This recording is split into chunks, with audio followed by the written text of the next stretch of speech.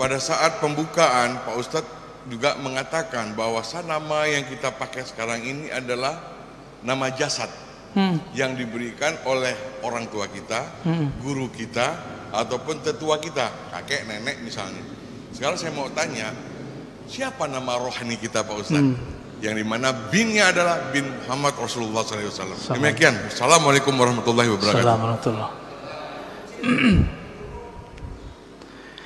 Yang tahu nama kita orang tua kita bukan? Yang ngasih nama kita siapa Pak? Orang tua kita. Maka yang tahu nama ruhani Bapak itu bukan saya, tapi siapa yang tahu? Bapak Ruh. Tapi Bapak Ruh itu punya pewaris, bukan ulama yang bisa baca kitab ini. Ulama yang mewarisi kolbunya Nabi, plok semuanya dia warisi. Itulah nanti namanya Al-Imam Al-Mahdi. Kalau umur Bapak panjang bisa. Jika belum muncul Imam Al-Mahdi, maka wali yang disebut wali ghaus, jika di ilmu fikih disebut mujtahid mutlak. Mujtahid mutlak dia tahu nih barang hukumnya apa, keluar namanya. Maka bagi ahli ruh, wali-wali yang disebut wali kutub itu mereka nggak ngerti. Yang ngerti wali namanya ghaus. Jadi wali itu kan banyak Pak, ada stratanya.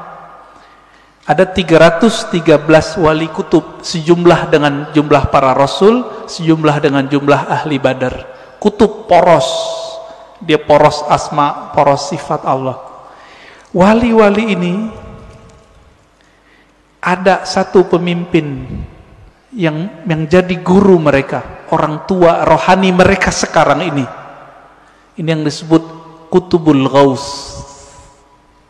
Dan itu cuma satu di dunia, dan pasti keturunan Rasulullah.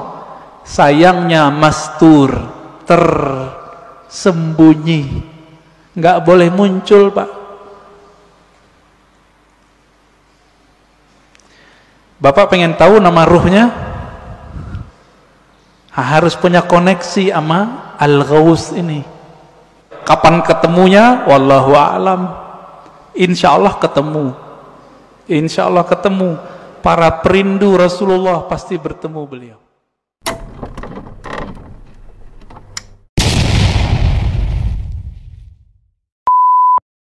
Jadi di dalam alam ini secara batiniah ada satu manusia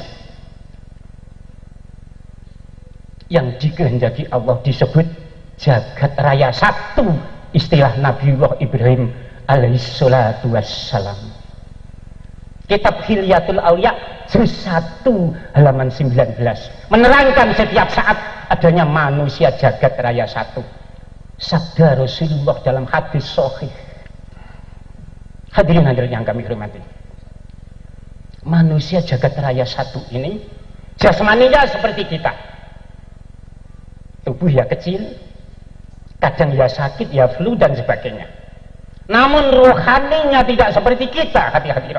Kekuasaannya, karomahnya tidak seperti kita, hati-hati.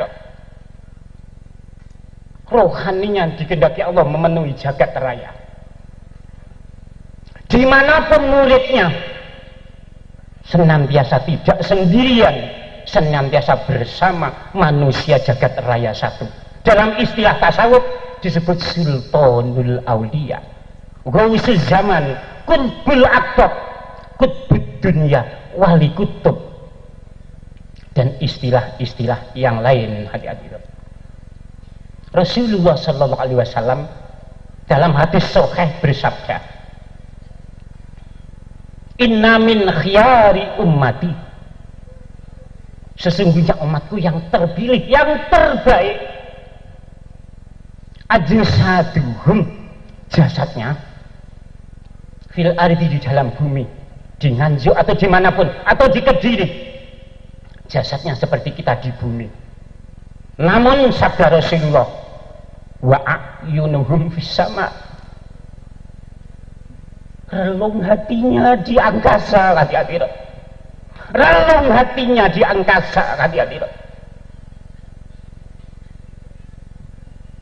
Lanjutan sabda Nabi, wa aqdamuhum fil ardi, tapak kakinya dramaanipun fil ardi, di dalam bumi, namun wa qulubuhum fis sama, sanubarinya, hati-hati, sanubarinya di cakrawala jagat raya, hati-hati. Bahkan hati-hati, Nabi bersabda lanjutannya, anfusuhum fil ardi, pribadinya di dalam bumi, namun wa afidatuhum, sanubari lerong hatinya, tahtal arsy, di bawah arasnya Allah subhanahu wa ta'ala. Manusia ini, jagat raya satu ini, melingkupi jagat raya ini, hati-hati. Sejak dulu sampai sekarang Allah mengendaki ini.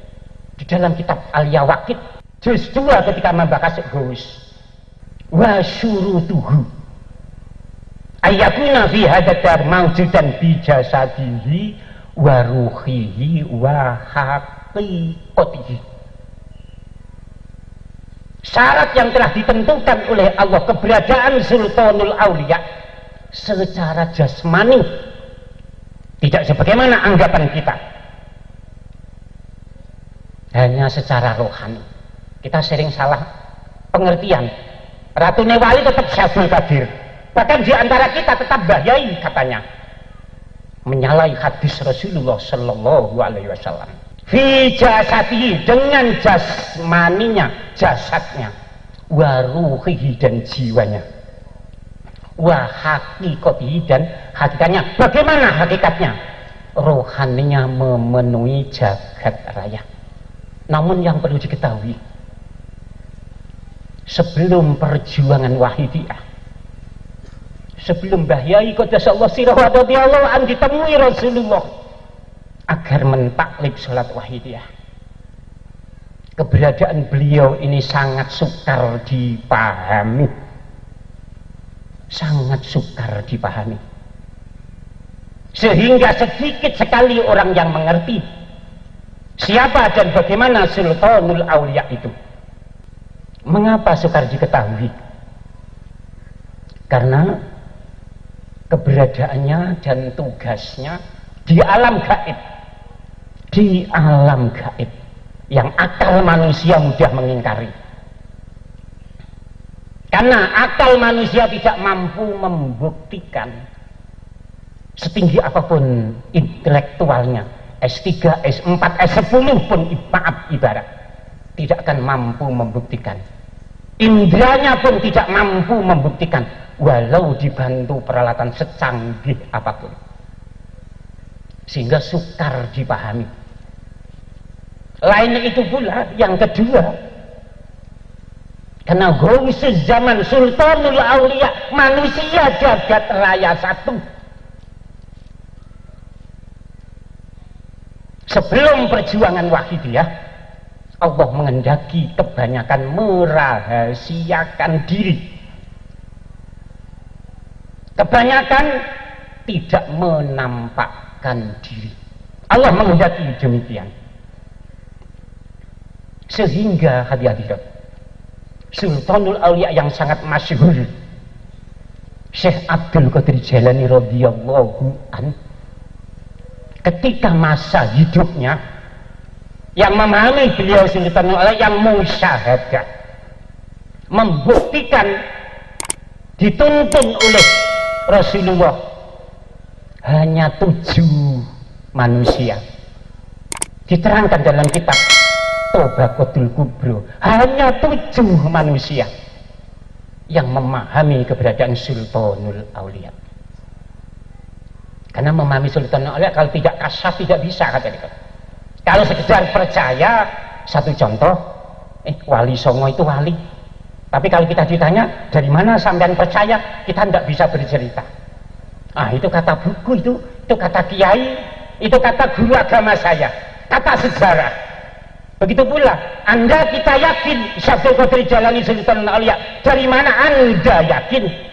Kita akan menjawab, saya hanya kata buku, saya hanya kata guru agama saya hanya kata ustadz saya, yang mana saya dilatih ila hadrati Sultanul Aulia. Itu terus menerus yang kami warisi. Jadi kami mengerti hanya sebuah informasi. Itu sebelum perjuangan Wahidiyah. Imam Syadzali di dalam kitab Tobaqatul Kubra, hanya 40 orang terbanyak sebelum perjuangan Wahidiyah. Hanya 40 orang. 40 orang ini ditemui oleh Rasulullah. Pada umumnya yang memberitahu kalau itu Sultanul Aulia, mayoritas informasi dari Rasulullah Sallallahu Alaihi Wasallam melalui ru'yah solihah. Makanya Nabi bersabda, siapa yang mimpi ketemu aku pasti bertemu aku secara hakiki. Setan tidak mampu menjelma sebagai aku. Hadis mutawatir, banyak rawi-rawi hadis menceritakannya. Karena mukjizat Rasulullah di antara yang paling agung, sampai sekarang mampu membimbing, memberi petunjuk kepada umatnya untuk meluruskan iman dan untuk membenarkan dan menguatkan pemahaman-pemahaman. Ada yang Sultanul Aulia tidak ada yang tahu kecuali satu muridnya, Syekh Ali Al-Khawas hadirat. Syekh Ali Al-Khawas ini Sultanul Aulia yang almarhum 950 Hijriah.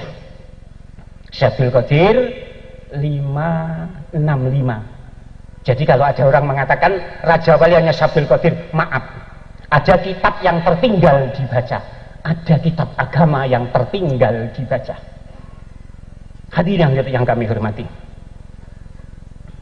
Imam Ali Al-Khawas, gurunya Imam Asy-Sya'rani, lahiriahnya penjual kurma di pasar. Hati-hati,